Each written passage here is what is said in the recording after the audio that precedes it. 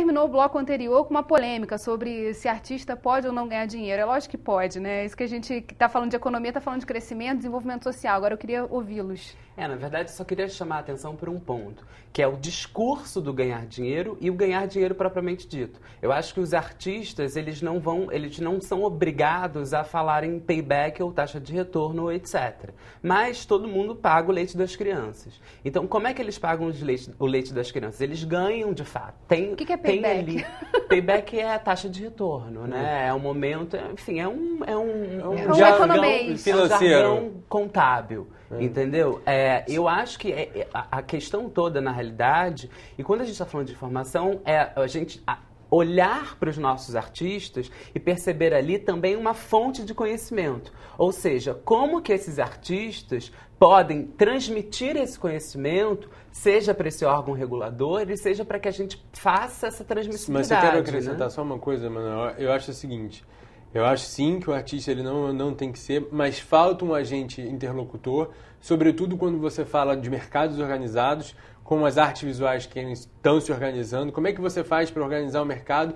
Como é que você faz para organizar um fundo de investimento para comprar as artes visuais? Porque eu tenho certeza que é benefício para todo artista quando tiver um fundo de investimento, quando o artista não quer que a obra dele seja negociada no mercado secundário, entendeu? Então, eu acho que tem essa interface que precisa ser desenvolvida e não tem muito jeito. E eu escutei, e não é só brasileiro e nem carioca, eu escutei do secretário, o ministro da Cultura da Espanha, ele falando do meu lado que economia e cultura não se falava na mesma frase. Eu quase levei um susto. Felizmente, um outro camarada que estava do meu lado falou o seguinte: então você paga meu supermercado, um agente cultural. Na realidade, quando ele está colocando... Porque a gente tem dois modelos, né? O modelo norte-americano e o modelo europeu, falando grosso modo. E o modelo europeu, de certa forma, a cultura ela passa por questões políticas.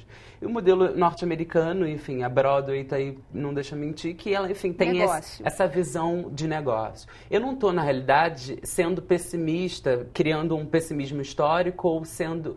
Eu estou desconfiando da economia criativa, mas eu acho que o fundamental e o grande desafio para a gente, que está, na verdade, que é um desafio que todos os países que, né, na verdade, consideram a economia criativa, ainda estão nele, os mais antigos, Reino Unido, seja Japão, etc., que é o desafio da metodologia, o desafio de você fundar um campo, o desafio de você criar um novo paradigma. E começar, no Brasil, acho que tem um ponto principal que é começar a organizar isso tudo, porque a informalidade ainda é o grande problema. Sem dúvida. Sem dúvida. E aí, isso varia de setor para setor, que era uma coisa que a gente ia falando. Como é que a gente trata a economia criativa com setores tão diferentes? Como é que a gente já falou, você fez uma pergunta que foi super interessante, como é que você olha o Google e o artista plástico dentro do mesmo olhar, dentro do mesmo guarda-chuva? Esse é um grande desafio de se pensar a economia criativa, porque são realidades muito diferentes.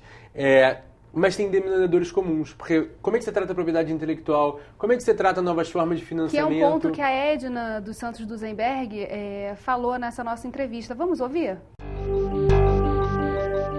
A economia criativa é muito mais que uma política a nível do Ministério da Cultura. Porque se não houver a relação entre cultura e tecnologia, vai ser muito difícil criar conteúdo criativo. Né? Os jovens estão toda hora utilizando aplicativos, então a gente precisa de tecnologia. Se nós não tivermos o Ministério da Educação, nós seremos incapazes de realmente reforçar a capacidade criativa do Brasil, que isso é o ponto realmente chave. O que nós precisamos para melhorar a economia criativa é reforçar a capacidade criativa. E essa capacidade criativa ela vem através da educação, mas não só a educação formal, a educação que vai às universidades. Nós precisamos, por exemplo, eu acho importante no Brasil o fato de nós termos instituições como as instituições do Sistema S, né? Você tem o trabalho da Sebrae, é muito importante se reforçar todo o trabalho a nível de empreendedorismo, porque os criativos, a maioria deles hoje em dia são independentes, né? E são microempresas. O trabalho da Firjan mostrou que nós temos 250 mil microempresas envolvidas no setor. Isso não é típico só do Rio ou do Brasil, isso é em geral. Eu participei de um estudo grande que foi feito a nível da União Europeia. Na Europa, 85% da classe criativa, dos chamados profissionais criativos, eles funcionam a nível das microempresas e que normalmente tem de 3 a 5 pessoas e jovens. Então, o que nós precisamos realmente é ter aprendizado contínuo, ter formação de base e nós temos que ter produtos criativos de excelência para concorrer num mercado que é muito grande, que é muito competitivo. Mas a diferença, o que faz o interesse da economia criativa é que, por exemplo, antigamente, quando nós pensávamos e discutíamos a nível de competitividade dos países, nós estávamos pensando em commodities, em que todo mundo estava vendendo a mesma coisa, né? O Brasil exporta minério de ferro e concorre com a Austrália, que exporta minério de ferro. Mas quando nós estamos falando em produtos criativos, o diferencial é que cada produto ele é único, porque ele traz embutido a criatividade, ele traz a nossa cultura, ele traz a educação que nós tivemos. Então, cada produto ele vai ser diferente, vai ter espaço para ele. Então, por isso é que, não só a nível do país, mas também a nível das cidades, eu sempre pensei e tenho conversado com várias partes do Brasil. O Brasil, cada área pode focalizar num determinado produto criativo. É engraçado ela contar a história do minério de ferro, que saiu da commodity para onde ela está, porque isso reflete até a própria história dela. Porque não sei se vocês sabiam, mas a Edna vendia minério de ferro brasileiro na Suíça. E hoje ela vende economia criativa pelo mundo inteiro. Olha que interessante. Mas ela falou uma palavra que é super legal, que é conteúdo. E conteúdo, ele é reforçado pela educação. E ele é multiplicado pela tecnologia, através das redes que o Manuel estava falando. E ele se transforma em território quando ele chega nas cidades e muda a realidade através do turismo, através das cadeias produtivas. Mas eu acho também, e aí reforçando o ponto que a Edna falou com relação ao empreendedorismo, Manuel, e aí só contrabatendo o ponto que você falou, porque quero ver se o artista não souber quanto ele paga de ICMS na importação e exportação de uma obra e quanto isso vai impactar no negócio dele, se de fato, no longo prazo, ele vai ter um negócio sustentável. Eu acho, sim, que ele tem que... A preocupação dele essencial é o conteúdo, e isso tem que ser reforçado. Mas, de outra forma, e tem que ter, não necessariamente o artista, mas agentes, profissionais que ficam no meio de campo, que conseguem traduzir as necessidades do negócio para o lado do artista. E as mudanças não precisam ser tão grandes. Recentemente saiu uma matéria falando que multiplicou no Brasil o número de festivais de cinemas, etc., por uma mudança na Lei Rouanet que permitiu que os municípios pudessem arrecadar para fazer esses festivais. Então, Araxá tem festival de cinema em Minas, enfim, vários lugares, Tiradentes, aqui, próprio Paraty. Então, existem mudanças que são mínimas na legislação e que podem contribuir muito porque colocam a economia a favor do desenvolvimento.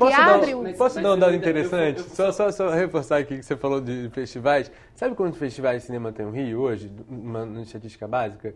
São 16 festivais. Você acha pouco ou muito? Eu acho suficiente. Sabe quantos tem em Paris? 180 festivais de cinema.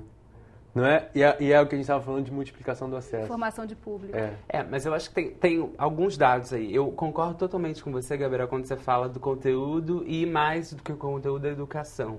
E tem os últimos estudos, por exemplo, em relação aos hábitos culturais dos brasileiros, dos paulistas e dos cariocas, que foram publicados, apontam que, na realidade, a variável educação ela é muito mais decisiva na hora de você ter mais hábitos culturais do que a variável renda.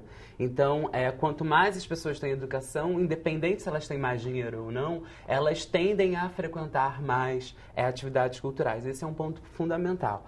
Agora, o outro ponto fundamental, e que eu acho que é um desafio, é o seguinte: há práticas culturais, a gente tem que também estar aberto para perceber determinadas práticas culturais e práticas criativas que não são viáveis economicamente. Mas sem dúvida. Não, mas aí é para isso que a política funciona. Sim, sem dúvida. Que a gente pode fazer um próximo programa para discutir isso. Bem, infelizmente, nosso programa chegou ao fim. Obrigada, Gabriel. Eu que agradeço. Foi obrigada, ótimo. Manuel. Obrigado. E obrigada a você que ficou com a gente até agora. Se você quiser saber mais sobre economia criativa, pode acessar a entrevista completa com a Edna dos Santos Duzenberg no Momento Rio em Foco, no site www.rioemfoco.rj.gov.br. Lá você também encontra esse programa na íntegra, que também pode ser assistido pelo site da TV Alerj, www.tvalerj.tv. O Rio em Foco quer saber a sua opinião. Escreve pra gente. Tem algum assunto que você queira ver discutido aqui? Envie sua sugestão para o e-mail forumdesenvolvimento@alerj.rj.gov.br. TV Alerj, o canal do povo fluminense. Até a próxima.